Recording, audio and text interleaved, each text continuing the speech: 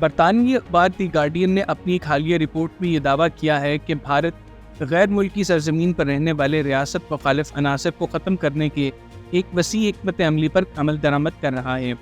اور اس ضمن میں اس نے سن 2020 سے اب تک پاکستان میں بھی متعدد کارروائیاں کی ہیں۔ برطانوی اخبار دی گارڈین کی حالیہ رپورٹ میں یہ دعویٰ کیا گیا ہے کہ 1999 میں انڈین ایئر لائنز کی پرواز 814 کی ہائی جیکنگ میں مبینہ طور پر ملوث زاہد اخوند اور ظہور مصری کی پاکستان میں نقل و حرکت کے بارے میں معلومات حاصل کرنے کے لیے مبینہ طور پر بھارتی خفیہ ایجنسی را کے ایک اہلکار نے خود کو نیو یارک پوسٹ کا رپورٹر ظاہر کیا۔ دی گارڈین کی اس رپورٹ میں دعویٰ کیا گیا ہے کہ بھارت نے زاہد اخوند سمیت تقریباً 20 افراد کو پاکستانی سرزمین پر نشانہ بنایا۔ بھارت کی وزارت خارجہ نے گارڈین کی اس رپورٹ کو جھوٹ اور بدنیتی پر مبنی پروپیگنڈا قرار دیا ہے، لیکن دلچسپ بات یہ ہے کہ اسی رپورٹ سے متعلق جب بھارت کے وزیر دفاع راج ناتھ سنگھ سے پوچھا گیا تو انہوں نے اس بات کی تصدیق یا تردید تو نہیں کی، مگر یہ ضرور کہا کہ اگر کسی پڑوسی ملک سے کوئی دہشت گرد بھارت کو پریشان کرنے یا یہاں دہشت گردانہ کارروائیاں کرنے کی کوشش کرتا ہے تو اسے مناسب جواب دیا جائے گا۔ Indian T V news network 18 کو انٹرویو دیتے ہوئے انڈین وزیر دفاع راج ناتھ سنگھ نے کہا کہ اگر کوئی دہشت گرد یہاں کارروائی کرنے کے بعد بھاگ کر پاکستان جائے گا تو اسے پاکستان میں گھس کر ماریں گے۔ پاکستانی دفتر خارجہ نے اس بیان پر فوری رد عمل دیتے ہوئے اسے نہ صرف اشتعال انگیز قرار دیا بلکہ اس کی مذمت کرتے ہوئے کہا کہ پاکستان کسی بھی جارحیت کے خلاف اپنے خود مختاری کے تحفظ کے لیے اپنے ارادے اور صلاحیت پر قائم ہے۔ جوہری ہتھیاروں کے حامل دونوں پڑوسیوں کے درمیان گزشتہ 7 دہائیوں سے یہ لفظی گولہ باری چل رہی ہے، اور یہ کوئی نئی بات نہیں، لیکن پاکستانی دفتر خارجہ سمیت کئی تجزیہ کاروں کا خیال ہے کہ ماضی کی طرح بھارت میں عام انتخابات 2024 سے قبل اس طرح کے بیانات سے انتخابی فائدہ حاصل کرنے کی کوشش کی جا رہی ہے۔ واضح ہے کہ بھارتی وزیر اعظم نریندر مودی 2 ہفتوں میں شروع ہونے والے انتخابات میں وزیر اعظم کے طور پر تیسری مدت کے لیے انتخاب لڑ رہے ہیں۔ انہوں نے جمعرات کو ایک انتخابی مہم میں دوران تقریر بیرون ملک اس قسم کی کارروائیوں کا اشارہ دیتے ہوئے کہا کہ آج کا ہندوستان حملہ کرنے کے لیے دشمن کے علاقے میں جاتا ہے، لیکن بھارت کی اس قسم کی مبینہ کارروائیوں کا ہدف صرف پاکستان ہی نہیں۔ گزشتہ برس جون میں خالستانی تحریک کے سکھ علیحدگی پسند رہنما ہردیپ سنگھ نجر کو کینیڈا کے شہر سرے کی ایک گردوارے کے باہر 2 نقاب پوش افراد نے گولی مار کر ہلاک کر دیا تھا۔ اس کے بعد کینیڈا اور بھارت کے سفارتی تعلقات میں اس وقت تلخی آ گئی تھی جب کینیڈین وزیر اعظم جسٹن ٹروڈو نے اعلان کیا کہ انہیں تشویش ہے کہ بھارت کی ریاست پنجاب سے تعلق رکھنے والے کینیڈین شہری ہردیپ سنگھ نجر کے قتل میں بھارتی حکومت کا ممکنہ کردار ہے۔ واضح رہے کہ بھارت نے اس الزام کی سختی سے تردید کی تھی۔ اس صورتحال کے بعد اس سوال نے جنم لیا ہے کہ کیا بھارت کی جانب سے پاکستان میں گھس کر مارنے جیسے بیانات محض انتخابات سے پہلے کی گرما گرمی ہے،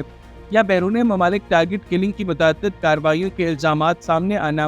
موساد کی طرز پر کسی نئی حکمت عملی کی طرف اشارہ کرتے ہیں۔ مودی حکومت کے 2014 میں برسر اقتدار آنے کے بعد سے شدت پسندوں کی جانب سے متعدد حملے کیے گئے، جن میں اڑی، پٹھان کوٹ اور گرداسپور حملے شامل ہیں۔ یہ وہ تمام حملے ہیں جن میں کہیں نہ کہیں الزام مودی حکومت پر بھی ڈالا جاتا ہے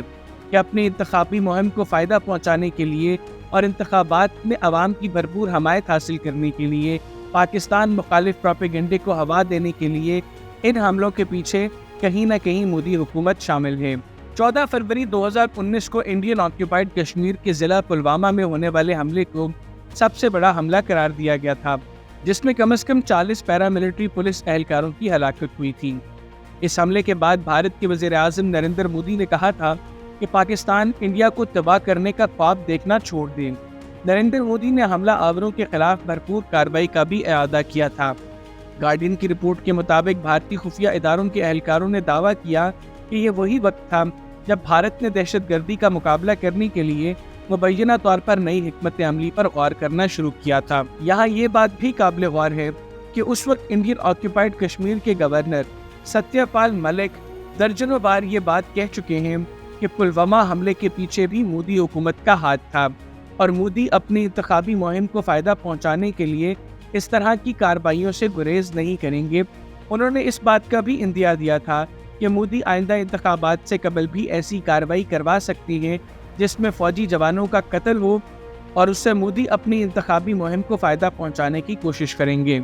اب سوال یہ ہے کہ بھارت کی پاکستان سے متعلق پالیسی واضح ہے، مگر پاکستان کی پالیسی کیا ہے؟ بھارت اور پاکستان کے تعلقات عرصہ دراز سے کشیدہ ہیں، اور سیکیورٹی امور کے ماہرین کا ماننا ہے کہ اڑی، پٹھان کوٹ اور بالخصوص پلوامہ حملے کے بعد بھارت کی پاکستان مخالف حکمت عملی میں مزید شدت آئی ہے۔ بھارتی چیف آف ڈیفنس اسٹاف سے منسوب ایک بیان کا حوالہ دیتے ہوئے سابق بھارتی فوج کے افسر پروین سانے کہتے ہیں کہ بھارتی پالیسی واضح ہے۔